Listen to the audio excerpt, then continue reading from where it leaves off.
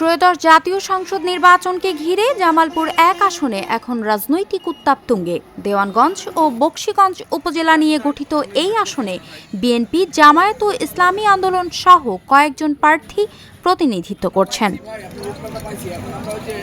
জামালপুর ১ আসনে এবার ভোটের লড়াই ত্রিমুখী। বিএনপি থেকে ধানের শীষ প্রতীকে অংশ নিচ্ছেন এম রশিদুজ্জামান মিল্লাত। এখানে আমাদের প্রায় ৮ লক্ষ লোকের বসবাস, ছেলে মেয়েদের নিয়ে ৮ লক্ষ লোক, এটা কম কথা নয়, কিন্তু 4.5 লক্ষ ভোটারই শুধু। এই 8 লক্ষ লোক এই জায়গায় যাতে সুন্দরভাবে বসবাস করতে পারে, এই জন্য আমি নিজে চিন্তা করেছি যে আমরা যদি সরকার গঠন করতে পারি, বিএনপি যে সরকার গঠন করতে পারে, আমার প্রথম কাজটা হবে নদী ভাঙ্গন রোধ করা, এবং এটা বিশাল একটা প্রজেক্ট হবে। কারণ আমরা একদম থেকে আরম্ভ করে যমুনা থেকে আরম্ভ করে সানন্দবাড়ি পর্যন্ত, আর এদিকে ব্রহ্মপুত্র, এটাকে বাদ দিয়ে আগে প্রোটেকশনটা দিয়ে দিব, যাতে করে এই বকশীগঞ্জ রক্ষা হয় শহরটা, এবং দেওয়ানগঞ্জ শহরটা রক্ষা হয়। এদিকে জামায়াতে ইসলামের প্রার্থী অ্যাডভোকেট নাজমুল হক সাইদি দাড়িপাল্লা প্রতীকে লড়ছেন। তিনি আশা করেন এবারের নির্বাচন উৎসবমুখর পরিবেশে অনুষ্ঠিত হবে। আমি সকল জায়গায় মানুষের স্বতঃস্ফূর্ত সমর্থন দেখেছি এবং বিভিন্নভাবে আমার কাছে মনে হয়েছে ইনশাআল্লাহ আগামী 12ই ফেব্রুয়ারি নির্বাচন হবে বিপুল উৎসাহ এবং উদ্দীপনার মাধ্যমে, উৎসবমুখর পরিবেশে।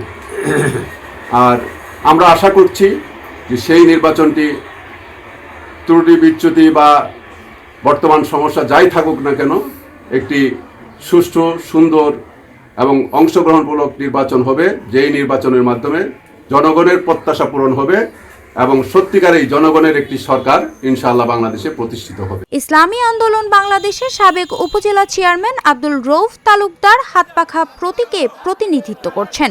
এছাড়া জাতীয় পার্টির প্রার্থী লাঙ্গুল প্রতীকে অংশ নিয়েছেন AKM ফজলুল হক। নির্বাচনের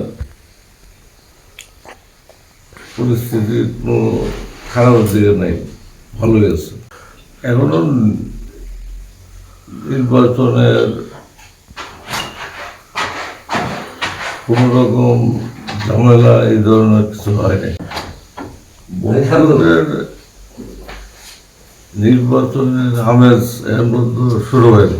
প্রার্থীরা গ্রামগঞ্জ, হাটবাজার ও সামাজিক অনুষ্ঠানে গণসংযোগ চালাচ্ছেন, ভোটারদের সঙ্গে সরাসরি কথা বলছেন এবং তাদের কাছ থেকে ভোট চাইছেন। আমরা আবারও তাকে সংসদ সদস্য হিসেবে দেখতে চাই। যার উন্নয়নগুলা উনি এ যাবৎ যত কথা দিয়েছেন সবগুলো কথা ইনশাল্লাহ রেখেছেন, আলহামদুলিল্লাহ।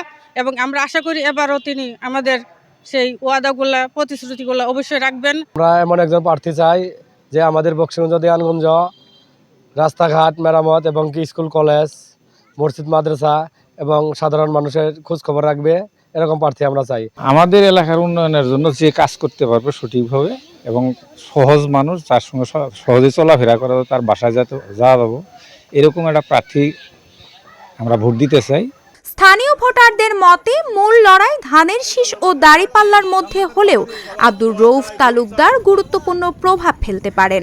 এবার তারা শুধু ব্যক্তিকে নয়, প্রার্থীর কাজ ও গ্রহণযোগ্যতাকেই গুরুত্ব দিবেন। News desk, Dhaka journal.